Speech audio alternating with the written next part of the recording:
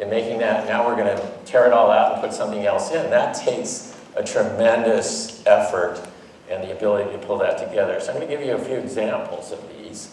Okay, this was John Hench, who ran Imagineering for many, many years. This was his first concept of a space ride. Now, if you know anything about disciplined evaluation, you can't hold a track up like that with nothing supporting it. And probably a bubble like that would have grimy little hands from kids all over it, you know, smearing the clear plastic bubble, so that probably wouldn't work either. But it did describe the concept of space. And then John drew another picture, and this one described the concept of a futuristic mountain. Now, those two words, space and mountain, have nothing in common. One is limitless, and the other is sort of a defined a form. And at the same time, if you were looking at the disciplined evaluation of what could you do with that, this is what rides looked like that did what those rocket ships that I just showed you that John designed. This is what the average technology was of the day in the late 60s, early 70s.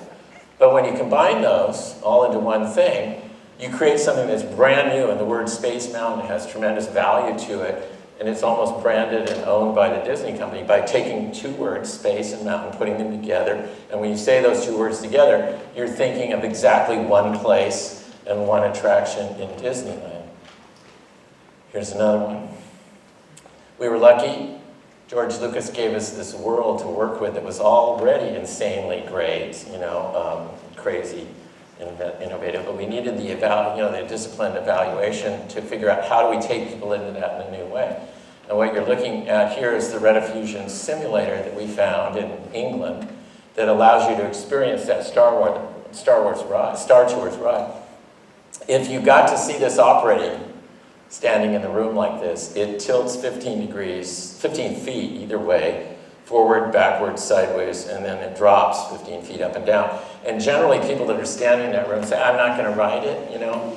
And we had to go through a lot of analyzing whether or not we should let people see it or not, because it was a lot of fun to look at it and frightening as all get out to watch it move. And we ultimately decided it would spoil the story, because when you walk on board and you believe you're boarding the starship, the star speeder, everybody thinks it's really happening to them. And if you watched it go like this and the people walked in the doors and walked out, you just think you were getting into a box and watching a film. So we chose wisely, I think, to not let anybody see that. And we had the first simulator that the public could ride on outside of the military and pilot training. This was the first time it was in a public place. So what happened? This was opening day. The park had not realized that this is essentially the fourth Star Wars movie after a lapse of 4 years since the last one came out. And it was in one theater in the entire world, Disneyland. So we had a 5-hour wait to get in to see a 5-minute experience.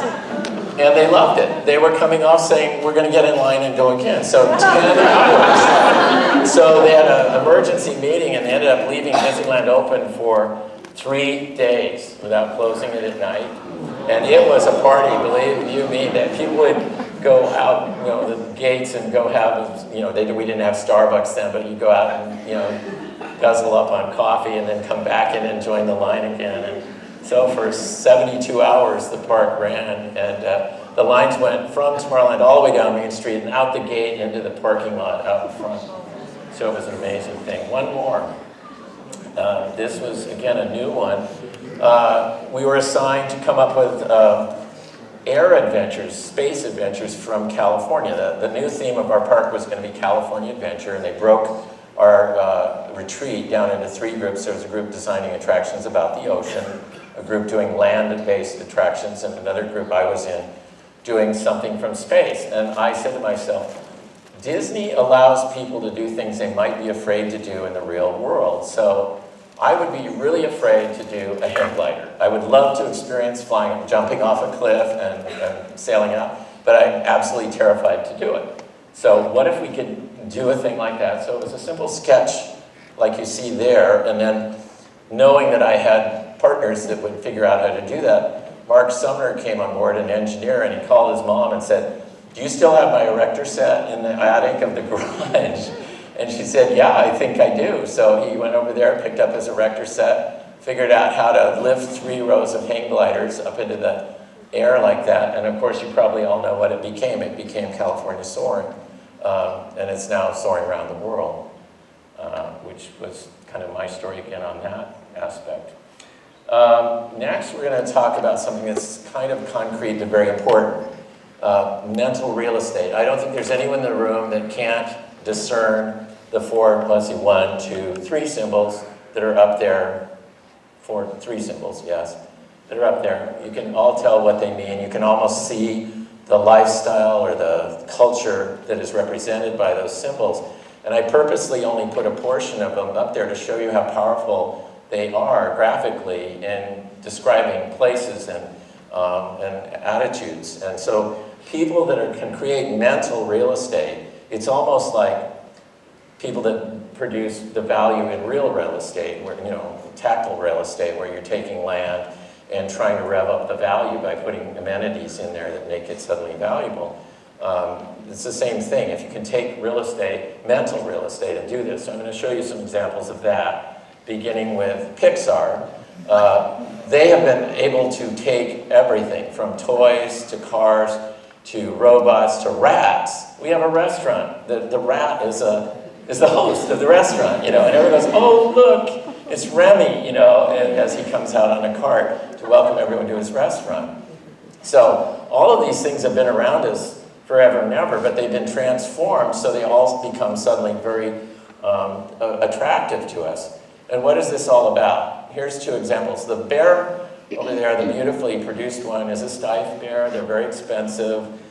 They're exquisitely tailored and everything. On this side is a Winnie the Pooh bear, mass-produced, poor fabric, all the things. But the difference is one is filled with emotion. Everybody in the room can almost hear him talk, whereas we don't know anything about the other bear. And so there's a huge emotional appeal. And of course, that translates to this bear being far more sellable. For every one of those, I can tell you we sell 50 of those or more. So it's very important that you think, where am I going to spend my money? Am I going to put it in the tailoring and the manufacturing, or am I going to put it in building the heart and the feeling? And here's a rapid fire look at a whole bunch of transformations. The archaeologist, the pirate, a cat into mermaids and nannies and fish. So, you know, when you think about all the potentials, all these existed for centuries, all of these things. And, you know, I remember the guys that were writing the first pirate movie, they came down to Disneyland to get an earful from us since we had the pirate ride. And they said, we kind of look at it this way, that you guys at Disneyland own pirates. When people say pirates, when they're in a theme park, they think of Disneyland's Pirates of the Caribbean, and that's it. We want Disney to own pirates, all pirates, and that's what the goal of our movie is going to be. And I think they came darn close to doing that. And certainly Ariel, if you think about the marketing in your local Target store, if they're doing a promotion for Ariel, the most important thing is the red hair and the aqua tail there. And all you need to do is look down an aisle and see those colors on the shelf, and everyone goes, oh, look, there's the Little Mermaid thing. You didn't see her or anything. You just have in your mind those graphic colors become very important to selling that concept. So those all look like they'd be relatively easy to transform because we like those things even in their original form. But let's talk about this one. Okay, that's pretty bad. It's awful. In fact, I think the Ringling Brothers Circus closed up shop this last year. You know, a very sad thing to see it go. But I think that's because a long time ago, everyone began hating clowns. I think Steven Spielberg in Poltergeist, or one of those films, they just became a horror movie thing. I remember my mom dragging me, oh, go see the clown. And I go, no, I don't want to do that. So I think there's generations now that clowns are like the most frightening thing on earth. So if you said, I want you to take this concept and transform it, what would you do with it? Well, a Canadian firm turned it into the Cirque shows.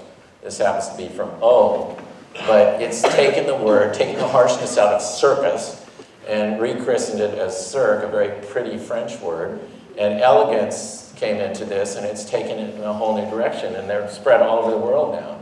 And they've kind of, again, like Montgomery Ward's, giving way to Amazon, you know, we've seen the Ringling Brothers Circus give way to the Cirque du Soleil.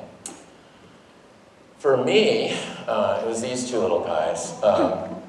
If you've been to Florida, you know who they are. If you haven't, I was told no one here would know Figment. So there's a few Figment people in it.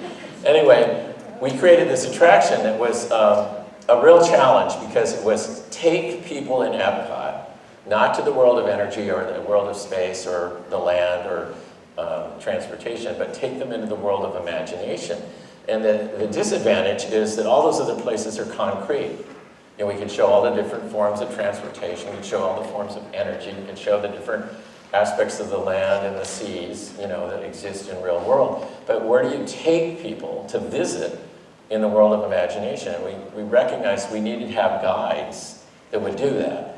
We needed a astute guide that brought the knowledge of almost a Santa Claus or a real reverential figure. And then we needed the unbridled childhood 4-year-old like Dennis the Menace that had no patience for anything and everything in the world was all new and exciting. And those morphed into the characters you see here, a Dreamfinder character in the front. And then with the Figment, we could not come up with a name. You know, we had Dreamfinder and his whatever, you know, that's back there. It seems obvious, the word Figment. But I was watching Magnum PI, so this dates this story. And they had hidden a goat in the garden, Magnum had, and there was an old crotchety butler who was watching all the plants be destroyed in the yard, and he called Magnum out there and he said, "What the heck is going on?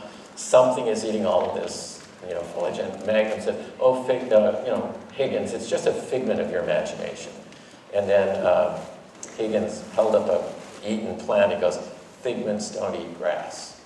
And I sat there and I said, "Well, what do they eat then?" And I went, "Oh my God, nobody has ever seen a figment. Nobody has ever seen one. We all know them. We talk about them. We use them in conversation, but nobody has seen one."